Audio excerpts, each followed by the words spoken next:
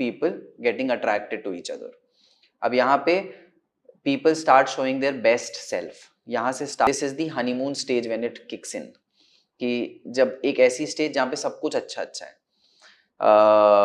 सामने वाले की बातें बहुत पसंद आ रही हैं, सामने वाले के साथ टाइम स्पेंड करना बहुत अच्छा लग रहा है. अगर आप पुराने टाइम की बात कर रहे हो, so it was the commitment that people were sticking to.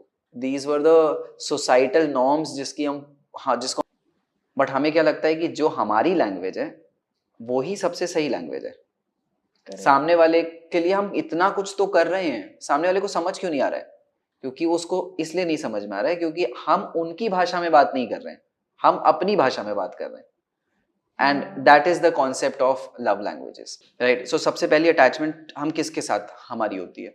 हमारे पेरेंट्स के साथ, because those are the people, मतलब हमारी तो लाइफ ही वहां से स्टार्ट हो रही है. तो वो जैसे हमको ट्रीट करेंगे हमको वैसी ही अंडरस्टैंडिंग मिलेगी. अगेन, अब आपके माँ बाप ने आपको बहुत अच्छे से रखा है, राइट? आपको उन्होंने स्पेस भी दी है, उन्होंने आपको केयर भी दिखाई है, उन्होंने इम्पोर्टेंस भी दिखाई है आप पे, तो एंड आपके दोस्त भी वैसे ही हैं, so you become very secure.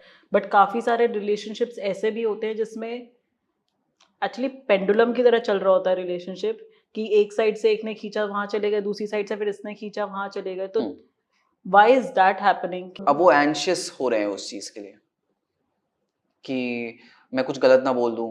जैसे मेरे माँ बाप मुझे डांट देते थे, चले जाते थे, फिर आते नहीं थे. अब मैंने कुछ ऐसा बोल दिया तो ये चला ना जाए. या फिर वो अवॉइडेंट भी हो सकते हैं. अरे जब मेरे माँ बाप ही मेरे साथ नहीं थे तो ये क्या रहेगा, दूरी. आपको सामने वाले को भी समझना पड़ेगा, because these are not this, you are not one individual in that relationship, there is another person also. So आपको उसको भी एज एन इंडिविजुअल ट्रीट करना पड़ेगा, जिसके खुद के इमोशंस होंगे, फीलिंग्स होंगी, एटसेट्रा एटसेट्रा. जैसे आपको कुछ चीजें बुरी लगी, now you also have to ask कि ऐसी क्या चीजें मैं करता हूँ या करती हूँ जो उसको भी बुरी लगती होंगी. We don't even make perfect, as in don't crave for making your relationship perfect. Work on making your relationship the best possible relationship that you can have.